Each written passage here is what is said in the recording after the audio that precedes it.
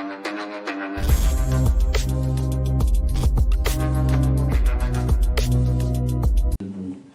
الله الرحمن الرحیم. دوستانو موږ تېره ورځ درس د بیسول په پروګرام کې وو او موږ دا زده کړه چې څنګه کولی شو ټیبلونو څخه کار واخلو او استفاده یې وکړو. نن له خیره سره راځو موږ تاسو السټریشن ګروپ ته. په السټریشن ګروپ کې لومړنۍ برخه څه ده؟ موږ تاسو سره پکچرز دی. ولې موږ تاسو پکچرز استعمالوو یا تصویرونه ولې استعمالوو؟ لکه څنګه چې تاسو ته بهتره معلوم ده، موږ تاسو هر شی چې زده کوو څومره چې په لیدلو زده کېږي په ویلو نه زده کېږي که نه. اوس دا کتاب ده وګورئ، سهار نوم یې لیکلی، هلته تصویر راوړی ده، لکه انګلیسي کتابونه کې اول معنا یې راوړې ده، بوک کتاب سو هر شی څه ده. او په ورډ پروګرام کې دغه قابلیت د همدې لپاره ده که موږ تاسو کوم کتاب غواړو ولیکو یا کوم شی ولیکو، عکس وشو کړی چې راوړو او دا عکسونه موږ تاسو مطلب که کتاب لیکو لوګو راوړو، کوم هغه لیکو مثلا استلام شي لیکو، موږ تاسو ته عکس ضرورت کېږي. نو عکسونه په څو طریقو موږ تاسو راوړلی سو. یو لاره یې خو دا ده چې موږ تاسو خپل کمپیوټر ته لاړ شو، خپل عکس انتخاب کو. مثلا دلته ما سره زه به دغه فولډر ته لاړ شم، دلته ما سره عکسونه دي، صحیح ده. زه غواړم چې دا عکس څه شي کړم، ویسم زما ډاکومنټ ته.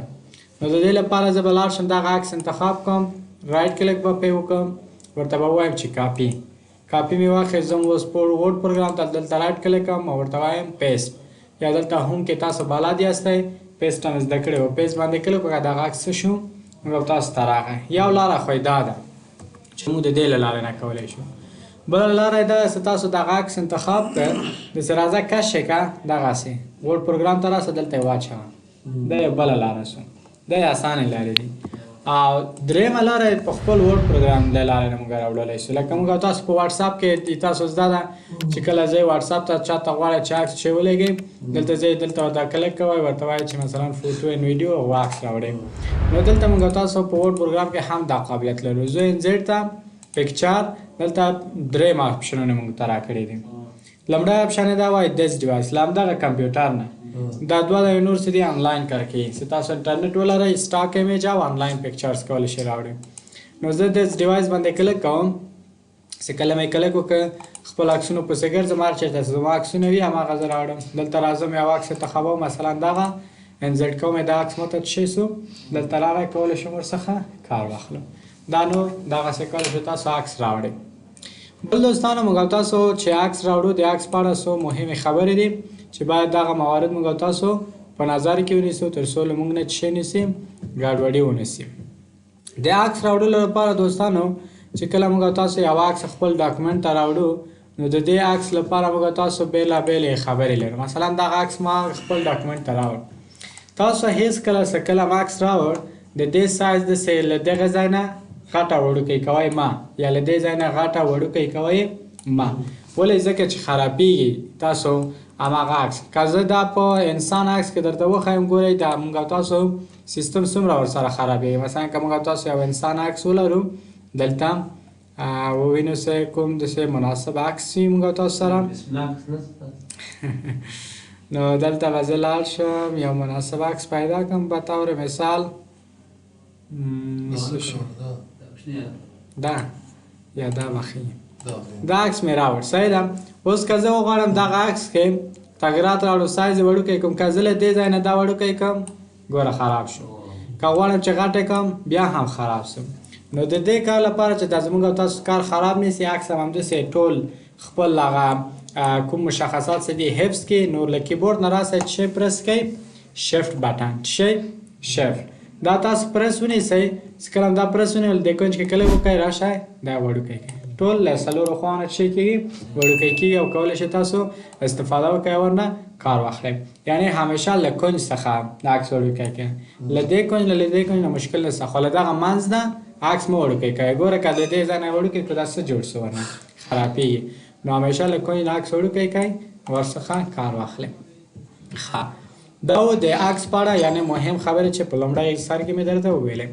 بل دوستان چې تاسو یو عکس راوړئ، دا د موف کولو وړ نه وي، یعنې کولی نه شئ چې دې خوا نه دې خوا ته یوسئ او داسې نور. نو د دې کار لپاره تاسو دغه د عکس کونج کې کلیک وکړئ، دغه چهارخانه څه ده دا هم انتخاب کړئ، دغه لومړنۍ خانه انتخاب کړئ، بیا تاسو کولی شئ انتقال کړئ. دا بای ډیفالټ تاسو کمپیوټرونو کې دې حالت کې. اوس که زه غواړم دا دې خواته یې خواته ویسم ګوره نه ځي، خو زه دلته راسئ دا بیا دې حالت وایي. اوس بیا کولی شئ چې هر چېرته ویسئ. بعد له دې نه کولی شئ هر تغیرات راوړئ. دلته موږ تاسو سره یو بل ټاب راغی د پیکچر فارمټ په نوم، لکه ټیبل غوندې. که زه د باندې کلیک وکړم دا نشته، که په عکس باندې کلیک وکړم دا څه شی موږ تاسو ته راغی. نو دا موږ تاسو سره د پیکچر یا دغه تصویر په اړه مکمل شی ده تغیرات یا معلومات راوړي. لومړنۍ خبره یې چې دا موږ تاسو سره ریموو بیکګراوند ده. ریموو بیکګراوند وایي یعنی دغه د عکس بیکګراوند باید ریموو سي.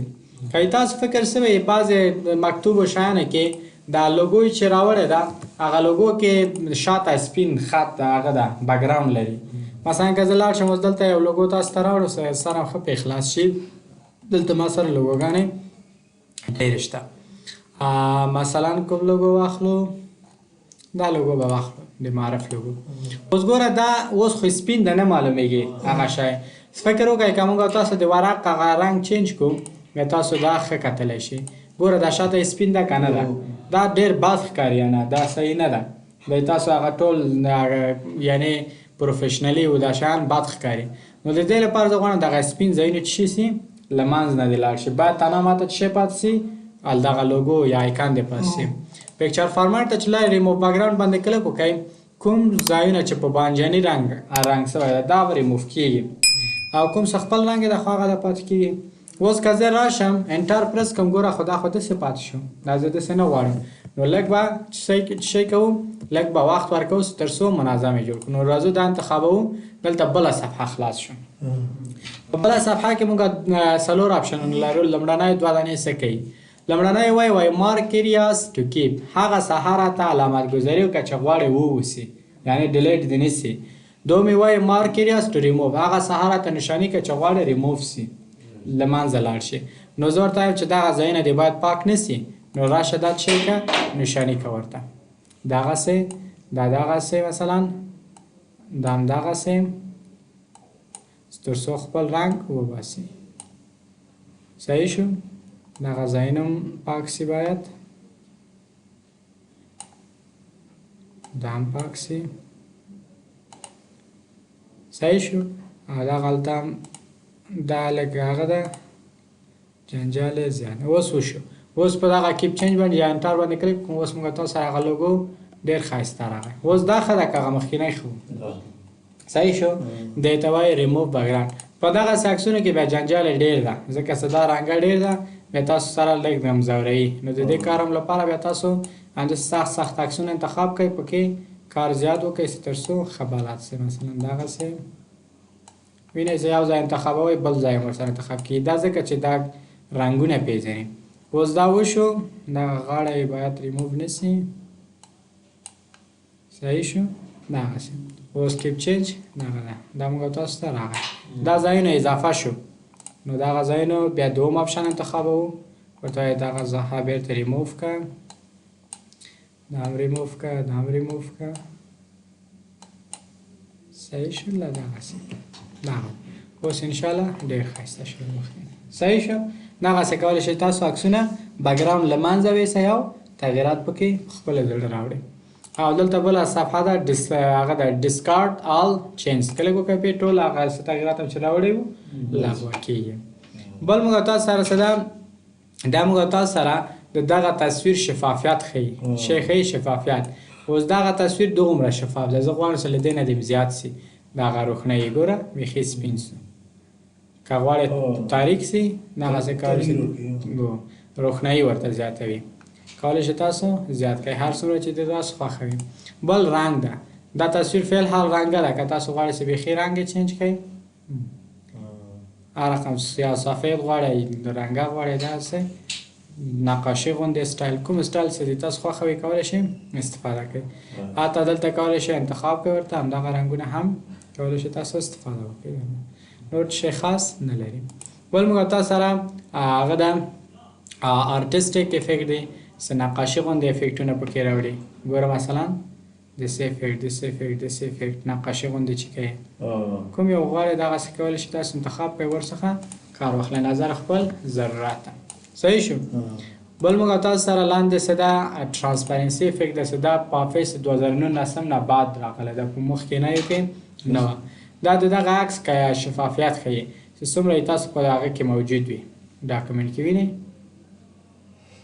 مثلا که زه لاړ شم یو هغه ولرم معلومات ولرو دا به ډېر ښه تشریح شي زه به دا ټول انتخاب کوم کنټرول سی نو دا عکس به وي سپورت اوس زه وایم چې دغه عکس د ما سره وي په ډاکومنټ کې دلته خو د هغه کیفیت د لږ څه وي کم وي یعنې داسې رنګ کې دې وي داسې عکس دې وي خو کیفیت دې کم وي نو دلته لاړ شه د دا روښنایي چې کله کم صحیح شو دا خپل ضرورت کولی شئ تاسو استفاده وکړئ ورڅخه کار واخلئ دا شو ترانسپرنسي بل موږ تاسو سره دا دومره د کار شی نه ده چې نه فعال کوو که غواړئ دغه ډاکومنټ م ایمیل کې ولېږئ بیا تاسو راځئ دغه انتخاب کوئ چې دا تاسو عکسونو کیفیت خراب نه شي نور څه شی نه لري بل مثلا دغه عکس ما راوړ په دې کې ما تغییرات راوړ د دې سایز مې وړوکی کړ دومره په اندازه مثلا دلته راغلم یو بارډر مې ورته ورکړ دومره اندازه شاوخوا ته وینئ تور خط راغی زه ورته وایم چې سور خط دی راشي اوس دومره کار ما پرې وکړ یو څوک وایي وایي وروره دا ماشوم لرې که غټ سړی راوړه یا مثلا دا جلۍ لرې که هلک راوړه دا مثال مثلا خو دغه مشخصات یې مه تغییروه همداسې دي نو دا انتخاب کړه دلته لاړ شه چینج بیا څلور اپشنونه دي خو زه ورته وایم دس ډیوایس زما له کمپیوټر نه دلته راشه ورته څه شی کړه بل عکس انتخاب کړه زه به دې ته بل عکس انتخاب کوم مثلا د دې له یوازې به زه لاړ شم دغه هلک انتخاب کوم انزر هماغه مشخصات باندې راغی که رانغی صحیح شو مشخصات چینج نشو او بل څه ده موږ تاسو سره ریسیټ پیکچر ده ریسیټ پیکچر دغه څه تغییرات چې په یو عکس راوړی ده غواړم چې هغه دې بېرته څه شي ریسیټ شي اوس ګوره ما په دې کې دومره تغییرات راوړل دلته راسه لومړی اپشن ده ریسیټ پیکچر ګوره ټول تغییرات له منځه لاړ که نه که وایي دوم انتخاب بیا ریسیټ پیکچر ان سایز هم اندازه درته غټ کوي او هم څه تغییرات دي چې پکې راوړي هغه ټول څه کېږي له منځه صحیح شو داسې کار کوي بل موږ تاسو سره څه ده د دې پیکچر شاوخوا ته یو بارډر ده بارډر چې ته وایي قاب موږ تاسو په کورونو کې استعمالوو د عکس لپاره نو دلته لاړ شه دې ته انتخاب کړه کوم رقم قاب دی زړه ده هماغه ورته انتخاب کړه صحیح ده هغه رقم چې خوښه دې وي په رسمي شیانو کې نه استعمالیږي مقصد دا متوجه اوسئ دا شیان یو هم په رسمي شیانو کې نه استعمالیږي صحیح شو هر یو څه خوښوي هماغه انتخاب کړئ نو هماغه سټایل ته اوړي کولی شئ تاسو استفاده کوئ که غواړئ چې د دې سټایل مثلا زه به دا سټایل د سټایل ته تبدیل کوم غواړئ چې دغه تور رنګ دې نه وي بل رنګ دې وي دلته راشئ رنګ یې چینج کړئ وینئ هر رنګ چې دې تاسو خوښوي مثلا زما دا رنګ خوښ شو اوس زه وایم دغه بارډر سټایل یې لږ چینج کړه دلته راشه دا یې سایز غټ وړوکی کوي دا یې مثلا بل سټایل ده صحیح شو او دا یې موږ تاسو سره په دغسې سټایلونو کې اړوي صحیح شو دغسې کولی شئ تاسو انتخاب وکړئ ورڅخه کار بل افیکټ ده افیکټ دغه تصویر څه ده په کوم شکل کې دې وي 3D شکل کې دې وي لږ سایه دې ولري څه شی دې ولري نو دلته لاړ شه لومړی پریسیټ ده داسې سټایلونه ده ټول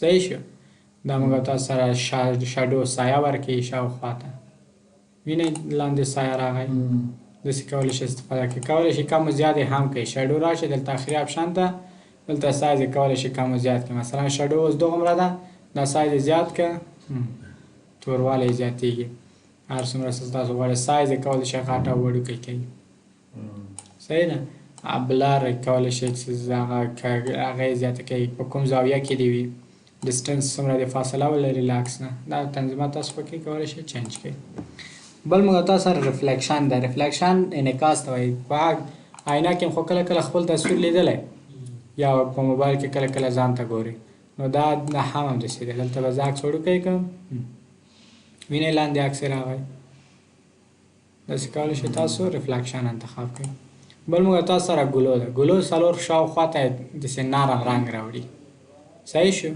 دغه سټایل زه انتخابوم دا سټایل مې چې کله انتخاب کړم دا رنګ یې چینجول غواړم ګلو ته لاړ شه دلته یې رنګ یې چینج کړه مثلا دغه رنګ ته وینئ شاوخوا ته رنګ راغلی او بل موږ تاسو سره څه ده سافټ ایج ده شاوخوا یې موږ تاسو ته سافټ کوي صحیح شو دغسې دا چې دغه ګلو غیر فعال کو بیا ښه ښکاري ګلو غیر فعال که اوس راشئ دی سره وینئ دا سټایلونه دي ټول ببل مثلا دغسې سټایلونو ته یې درته اړوي صحیح شو داسې او بل څه دا 3D شکلونه دي داسې کې دي داسې وي داسې وي صحیح شو هر شکل چې تاسو خوښوئ پکچر لیاوټ دومره مهم شی نه ده استفاده کېږي نه که تاسو ټکس ورسره غواړئ هم اضافه کولی شئ نور به یې سبا ته